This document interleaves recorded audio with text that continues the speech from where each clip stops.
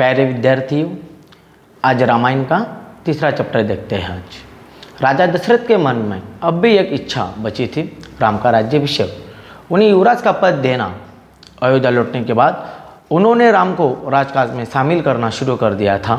ये जिम्मेदारी अच्छी तरह निभा रहे थे राम, और उनकी विनम्रता, विद्वत्ता और पराक्रम का लोहा सभी मानते थे। प्रजा उनको चाहती थी। दशरथ के लिए तो वो प्राणों से भी प्यारे थे। दरबार में राम का सम्मान निरंतर बढ़ रहा था। राजा दशरथ रुद्ध हो चले। मुनि वशिष्ठ से विचार विमर्श के बाद एक दिन उन्होंने दरबार में कहा, मैंने लंबे समय तक राजकाज चलाया, जैसा बन पड़ा। अब मेरे अंग शिथिल हो गए हैं, मैं रुद्ध हो चला हूँ। मैं चाहता हूँ कि यह कार्यभार राम को सौंप दूँ। अगर आप सहमत हो तो राम को युवराज पद दे दिया जाए। अगर आपकी राय इससे भिन्न है तो मैं उस पर भी विचार करने को तैयार हूँ। सभा ने तुमुल ध्वनि से यानी एक साथ राजा दशरथ के प्रस्ताव का स्वागत किया और राम की जो जय जयकार सब दरबार में होने लगे। और दशरथ थोड़ी देर तक सुनते रहे संतोष के साथ। उन्होंने कहा, शुभ काम में देरी नहीं होनी चाहिए। मेरी इच्छा है कि राम का राज्याभिषेक कल सुबह कर दिया जाए। यह समाचार फलक झपक पूरे नगर में फैल गया और हर जगह बस यही चर्चा थी। राज्याभिषेक की तैयारी शुरू हो गई। भरत और शत्रुघ्न उस समय अयोध्या में नहीं थे, वे अपने नाना कैकेय राज के यहाँ गए थे। भरत जब भी अयोध्या लौटने की बात करते, नाना उन्हें रोक देते। भरत को अयोध्या की घटना का कुछ ही पता नहीं था और सूचना भी नहीं थी। उन्हें अपने पिता की निर्णय के संबंध में नहीं पता था। यह जानकारी भी नहीं थी कि अगले दिन राम का राज्याभिषेक होने वाला है। कैकेय से एक दिन में भरत और शत्रुघ्न का आना असंभव नहीं था। राजा दशरथ ने इस संबंध में राम से चर्चा की कि भरत यहाँ नहीं है, पर मैं चाहता हूँ कि राज्याभिषेक का कार्यक्रम न रोका जाए। और उन्होंने राम से कहा, जनता ने तुम्हें अपना राजा चुना है, तुम राजधर्म का पालन करना। कुल की मर्यादा तुम्हारे हाथ में, उसकी रक्षा अब तुम्हारे हाथ में है। तो राज्याभिषेक की तैयारियां रानी कैकेयी के दासी ने भी देखी थी, मंथरा ने। शुरू में उसे इस चहल पहल का कारण समझ में नहीं आया। उसने इसे कोई अन्य अनुष्ठान समझा और इतनी रौनक, ऐसी सजावट, ऐसा कुछ उसने अन्य अनुष्ठानों में नहीं देखा था। उसे अचंभा हुआ। फिर उसने रानी कौशल्या की दासी से पूछा, तब पता चला कि कल राम का राज्याभिषेक होने वाला है। यह उत्सव उसी के लिए है। मंथरा जल भून गई। राम का राज्याभिषेक उसी षड्यंत्र लगा कैकेयी के विरुद्ध, और यह कैकेयी की दासी थी। बचपन से कैकेयी का हित उसके लिए सर्वोपरि था और मंथरा ने उसे अपना ही हित मानती थी। वह कैकेयी की मुँह लगी थी और रानी कैकेयी भी उसे बहुत मानती थी। क्रोध से आगल बुआ मंथरा रनिवास की ओर भागी और सीधे कैकेयी के कक्ष में वह हाफ रही थी। क्रोध से चेहरा लाल था। भागने के कारण सांस उखड़ रही थी। उसने रानी कैकेयी को सोते हुए देखा तो किसी तरह स्वयं को संभालते हुए मंथरा ने कहा, अरे मूर्ख, मेरी मूर्ख रानी, उठ, तेरे ऊपर भयानक विपदा आने वाली है। यह समय सोने का नहीं है, होश में आओ। विपत्ति का पहाड़ टूटे, इससे पहले जाग जाओ। रानी कैकेयी नींद से चौंक कर उठी। उन्हें मंथरा की बात समझ में नहीं आई। बात क्या है? तुम इतना घबराई क्यों हो? सब कुशल तो है? उन्होंने पूछा। कैसा कुशल, कैसा मंगल? सब अमंगल होने वाला है। तुम्हारे सुखों का अंत। महाराज दशरथ ने कल राम का राज्याभिषेक करने का निर्णय लिया है। अब राम युवराज होंगे। यह तो बहुत शुभ समाचार है। कैकेयी ने प्रसन्नता से अपने गले का हार उतार कर मंथरा को दे दिया। मैं बहुत प्रसन्न हूँ। राम युवराज पद के लिए हर तरह से योग्य है। रानी, तुम्हारी बुद्धि फिर गई है, मति मार गई है। सवाल राम की योग्यता का नहीं है, राजा दशरथ की षड्यंत्र का है, तुम्हारे अधिकार छीनने का है। मंथरा ने हार दूर फेंकते हुए कहा, और यह षड्यंत्र नहीं तो और क्या है? कल सुबह राज्याभिषेक है राम का, और भरत को जानबूझकर ननिहाल भेज दिया। समारोह के लिए बुलाया तक नहीं। तो कैकेयी का स्वर उग्र हो गया और उन्होंने मंत्रा को डांटते हुए कहा, राम के प्रति मेरा अगाध स्नेह है, वो मुझे माँ के समान मानते हैं और मुझे इसमें षड्यंत्र दिखाई नहीं देता। इसमें षड्यंत्र नहीं है, कोई भी षड्यंत्र नहीं है। राम के बाद भरत ही राजा बनेंगे, राज सर्वदा ज्येष्ठ पुत्रों को ही मिलता है। मंत्रा इस पर फटका कर कोई प्रभाव नहीं हुआ। उसके लिए यह दशरथ का षड्यंत्र था। वह रानी कैकेयी के पलंग पर बैठ गई और उनके बहुत निकट कैकेयी के चेहरे की ओर देखते हुए उसने कहा, तुम बहुत भोली हो, नादान हो, तुम्हें आसन्न संकट नहीं दिखता, दुख की जगह प्रसन्नता होती है। इस बुद्धि पर किसी को भी तरस आएगा। समझो रानी, राम राजा बने तो तुम कौशल्या की दासी बन जाओगी, भरत राम के दास हो जाएंगे, वो राजा नहीं बनेंगे। राम के बाद अगला राजा राम का पुत्र होगा। अनर्थ को अर्थ समझने की मूर्खता मत करो रानी।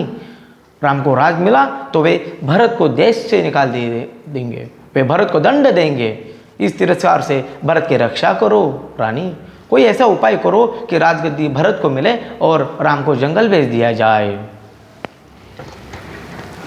कैकेयी पर मंत्रा की बातों का थोड़ा थोड़ा असर होने लगा। उसका सिर चकरा गया। वो पलंग से उठी तो पांव सीधे नहीं खड़े पड़ रहे थे, आंखों में आंसू थे, मन भारी हो गया और प्रसन्नता की जगह अव्यक्त क्रोध ने ले ली। मंत्रा के तर्कों में उन्हें सच्चाई दिखने लगी। तुम ही बताओ मैं क्या करूं? कैकेयी ने आंसू पोंछते हुए मंत्रा से कहा। मंत्रा पलंग से उठी और कैकेयी के पास जाकर खड़ी हो गई और उसने कहा, याद करो रानी, महाराज दशरथ ने तुम्हें 2 वरदान दिए थे और दशरथ ने अपना वचन पूरा करने को कहा। राजा दशरथ को पूरा वचन करने को कहो। एक से भरत के लिए राजगद्दी मांग लो और दूसरे से राम को 14 वर्ष का वनवास मांग लो। 14 वर्ष ही क्यों, 13-12 क्यों नहीं? क्योंकि उस समय का रीति रिवाज के अनुसार 14 वर्ष होने के बाद जो हक पूरा उसी का हो जाता था, इसलिए 14 वर्ष का मांगा। कैकेयी का चेहरा तमतमाया हुआ था। उन्हें मंत्रा की बात ठीक लगी और उनके मन में भी एक प्रश्न अब भी आया था, यह बात दशरथ से कैसे कहे। और मंत्रा ने और एक बात कही थी कैकेयी राज को। दशरथ ने जब कैकेयी के विवाह का समय वचन दिया था कि कैकेयी का पुत्र ही राजा बनेगा और उसके बाद कैकेयी राज ने अपनी पुत्री कैकेयी दशरथ को दे दी थी। और ये बात भी मंत्रा ने याद करवा दी। बट समय अभी प्रश्न ये था कि अभी दशरथ को ये कैसे कहे, उन्हें रनिवास में बुलाया जाए या प्रतीक्षा करें। मंत्रा ने कैकेयी के मन में की भाप ली और उसने कहा, तुम मैले कपड़े पहनकर को भवन चली जाओ। महाराज दशरथ आए तो उनकी ओर मत देखो, बात मत करो। तुम उनकी प्रिय रानी हो, तुम्हारा दुख देख नहीं पाएंगे। बस उसी समय तुम उन्हें अपनी पिछली बात याद दिलाना, दोनों वचन मांग लेना और नहीं मांगा तो तुम्हारे पिता को जो वचन दिया है उसके भी याद देना। इसका परिणाम क्या हुआ देखिए, मैं ऐसा ही करूँगी, महाराज का षड्यंत्र सफल नहीं होने दूंगी।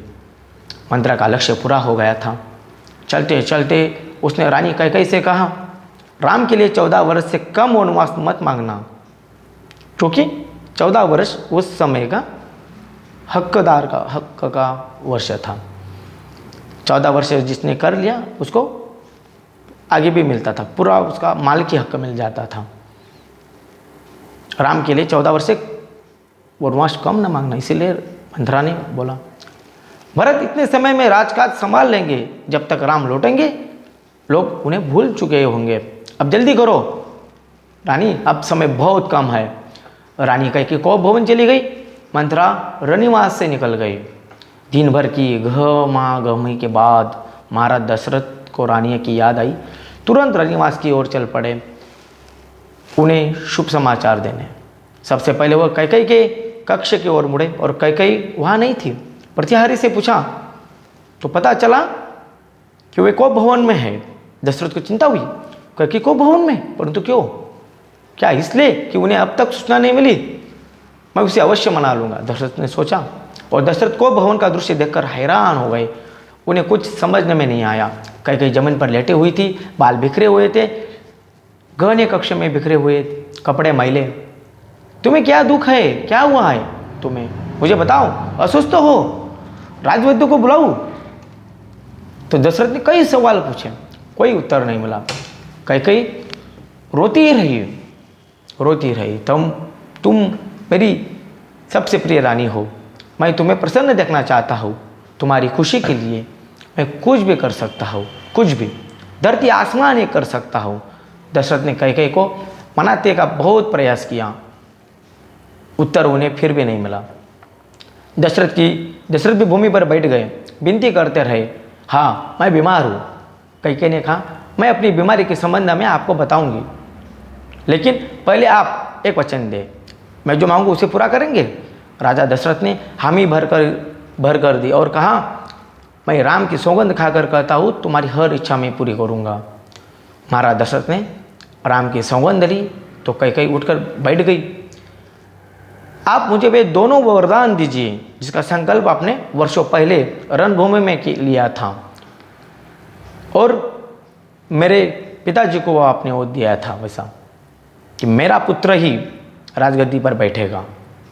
महाराज दशरथ ने हामी भरी थी, कल सुबह राज्याभिषेक भरत का हो और राम का नहीं।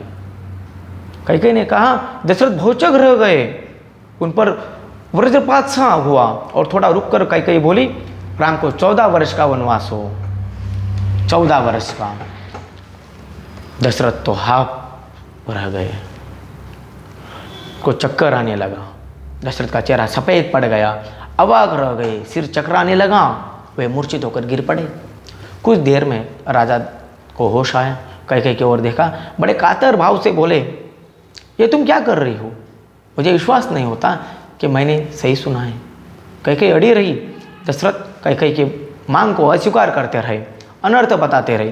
तब कई ने अंतिम हथियार चलाया, अपने वचन से पीछे हटना रघुकुल का अनादर है, और आप चाहे तो ऐसा कर सकते हैं, पर दुनिया